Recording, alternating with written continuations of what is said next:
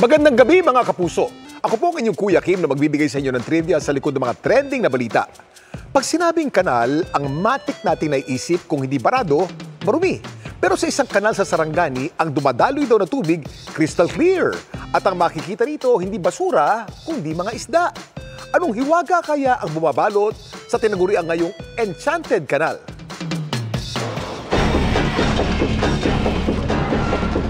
Ngayon tag-ulan na, problema na naman sa maraming lugar sa ating bansa. Ang baha na bunsod ng mga parado at maruruming kanal. Pero hindi sa barangay na ito na nabisita kamakailan ng vlogger na si Rene. Ang kanal kasi rito, napakalinis. Crystal clear ang dumadaloy na tubig. Sobrang klaro talaga. Ang pagkakaalam ko lang is talagang fresh water. At ang kinagulat pa raw ni Rene, Ayan o, kumpul-kumpul na sobrang daming tilapia. sa kanal may mga palangoy-langoy na tilapia. Sobrang laki ng mga tilapia.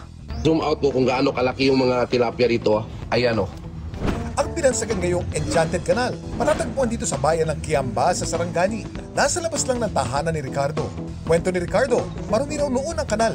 Hanggang taon 2016, naisipan niya nilagyan ito ng mga fingerling o batang isda. Itong mga fingerlings galing ng DA, binigyan ako ng dulan supot. Dito ko pinalaki.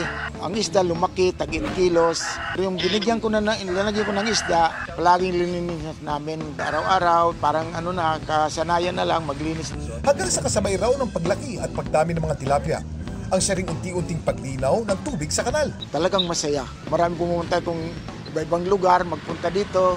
Tingnan lang kung ano kaya itong Enchanted Canal. Yung main source po ng ating tubig dyan sa Enchanted Canal, it's a tributary from Tuwal River, which is malinis din naman po. Kasi sa kanyang free-flowing nature, wala talagang parang natatambak na any residue.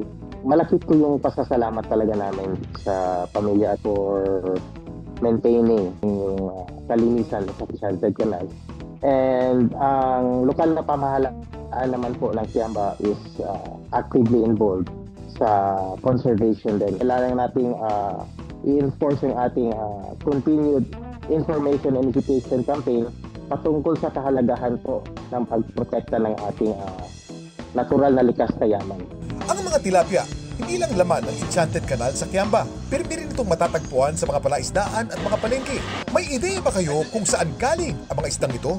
Kuya Kim, ano na? Ang tilapia nagmula talaga sa Africa, partikular sa Sub-Saharan Africa at Middle East. Noong 1950s, unang nakarating sa ating katubigan ang Mozambique tilapia o Oreochromis mozambicus.